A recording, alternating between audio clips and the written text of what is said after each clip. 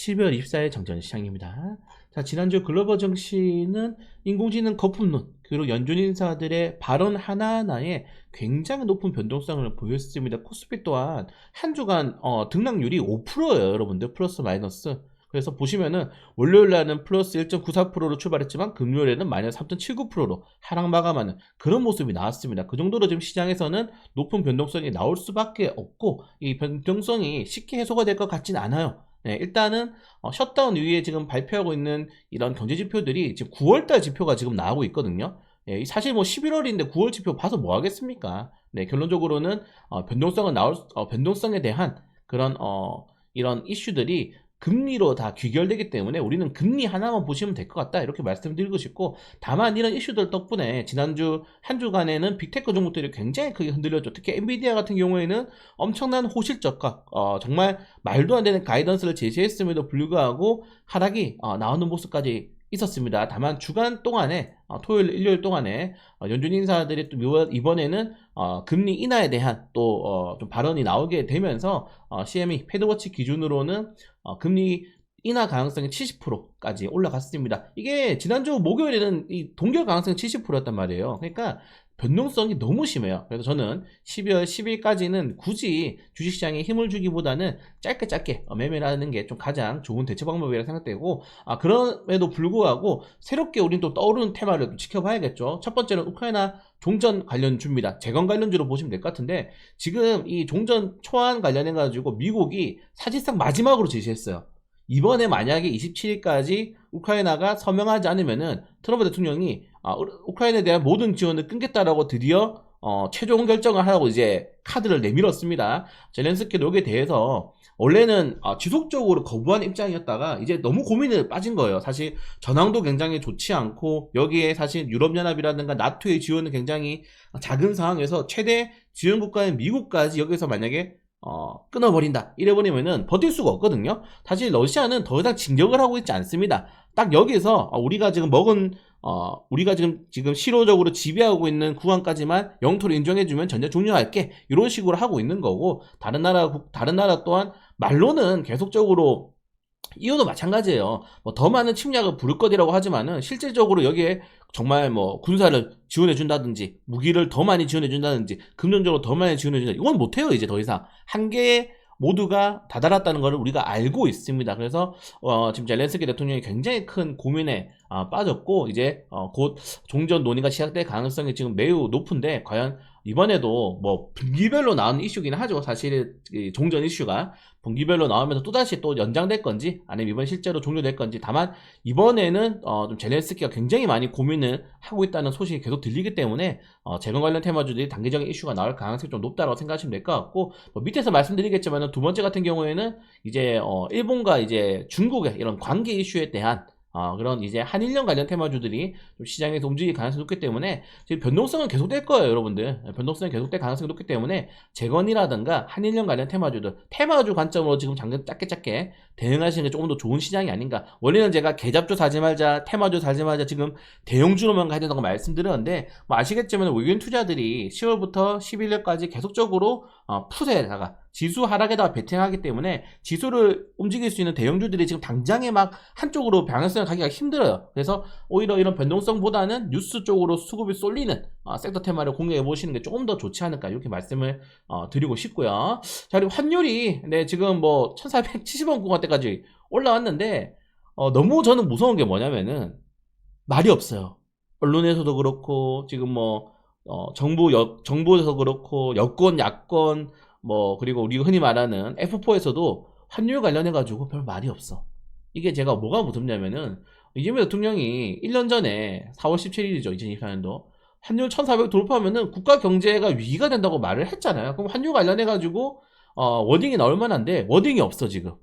이게 무섭다는 게 뭐냐면은, 그때 아다르고 어다르는 게 무섭다. 만약에 1,400원을 묵인하고 1,470원대를 묵인하고 1,500원대로 올라가게 된다면은 우리의 이런 생활 물가 지수가 엄청나게 오를 겁니다, 여러분들. 지금 뭐 그 차량 운전하시는 분들은 기름값 계속 많이 오르고 있죠. 네, 그런 것들을 본다면은 환율은 이미 뉴노멀 쪽으로 간 게 아닌가, 이미 받아들인 게 아닌가, 이렇게 생각이 돼요. 그렇기 때문에 1,500원 정도를 우리가 좀 뉴노멀로 생각을 하고, 여러분들 가계 대책을 좀 세워야 되지 않을까 이렇게 좀 말씀을 드리고 싶습니다. 쉽지가 않아요 지금. 그래서 전체적인 이 환율에 대한 부담감들이 외국인 투자들의 툼에도 계속적으로 부르고 있기 때문에 당분간 여기에 대한 좀 워딩을 기다려봐야 되는 것도 있지만은 저는 개인적으로는 포기했다라고 보고 있기 때문에 우리가 거기에 따라서 새롭게 좀 대응을 할 필요가 있을 것 같고, 일단은 코스피 야간선물이 1.39% 상승 마감이기 때문에 오늘 웬만해서는 기술적인 반등이 나올 가능성이 저는 높다라고 보고 있습니다. 그 대신에 비트코인도 반등이 좀 나왔어요. 비트코인도 반등이 좀 나오게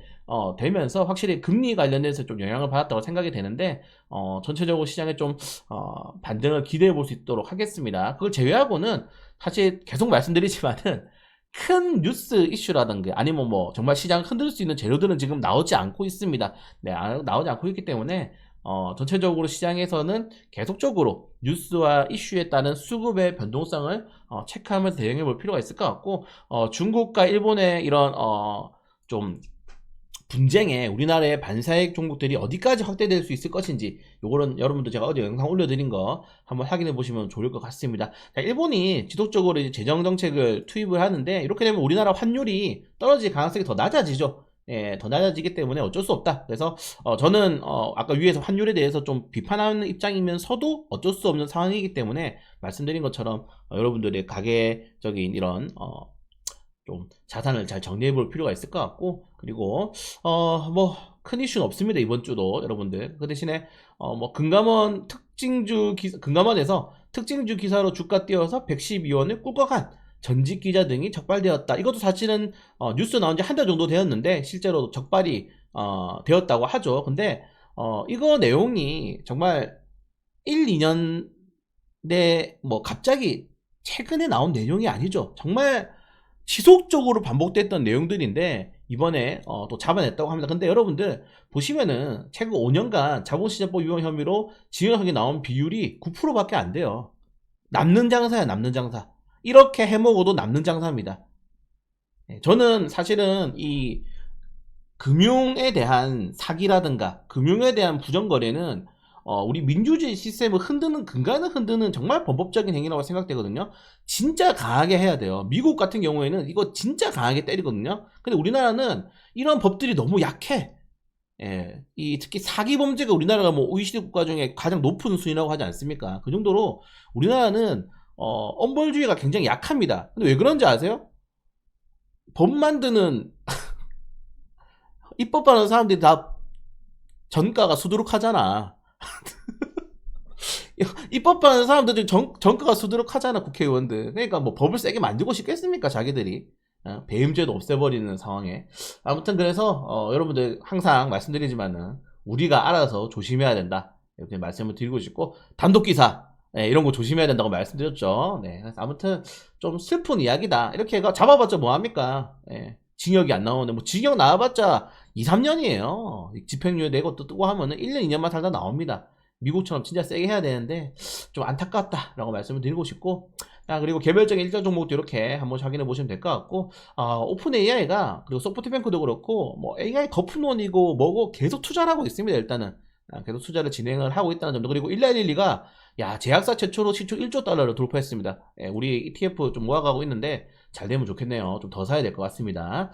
자, 아무튼 이런 내용이 있고, 오늘 뭐 큰 일정 종목들 많이 없기 때문에 뉴스 이슈 좀 잘 체크하시면서 시장의 수급 보시는 게 좋을 것 같습니다. 그러니까 이번 주는 사실 공모가 많이 없어요. 제가 공모 관련해 가지고 좀 이제 올해 이제 11월 달에는 공모로 버티는 데 많이 하고 있는데, 그래도 수요 예측 종목들이 굉장히 많습니다. 이거 본다면은 연말까지 또 우리 공모 관련돼서 좋은 이슈 나올 수 있기 때문에 계속적으로 계좌 만들어 미리 놓으시고요.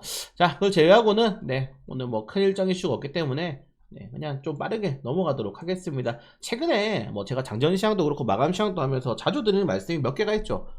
큰 일정 이슈가 없습니다. 수급에 의해서 시장이 형성된다. 그리고 지금 변동성이 너무 크다. 이렇게 좀 자주 드리고 있는 말씀은 뭐냐면은 그게 키워드라서 그래요, 여러분들. 지금 당장에 제가 뭐 힘을 줘야 됩니다, 여기 뭐 들어가야 됩니다, 뭐 춤해야 됩니다, 이런 말을 드릴 수가 없는 게, 우리는 명확하게 계획을 가지고 가고 있잖아요. 12월 10일까지는 좀 더 지켜보자 라고 말씀을 드리면서 하기 때문에, 물론 뭐 단타를 들어가시는 분들도 나쁘지 않긴 하지만은 단타도 10만원 20만원만 하자고. 지금 시장에서는 무리할 필요가 없습니다. 그 대신에 뭐 제가 미래적으로 굉장히 좋게 보는 기업들, 저는 제약바이오 종목들은 내년에 정말 슈퍼 사이클이 한 번 더 찾아올 거라고 생각을 하고 있는 사람인데, 그런 업종들에 대해서는 좀 천천히 모아가면서 나머지 지금 변동성이 너무 높은 반도체, 데이터 센터 이런 종목들 같은 경우에는 조금 더 방향성을 확인하고 들어가셔도 저는 늦지 않다, 이렇게 좀 말씀을 다시 한 번 더 드리면서, 네, 오늘도 뭐 시장 반등 나오겠죠. 네, 반등 나오지만은 계속 전고점이 떨어지는 시장이기 때문에 무리하지 마시고 좀 여유롭게 한 발 물러서서 시장 좀 바라보면서 대응하도록 하겠습니다.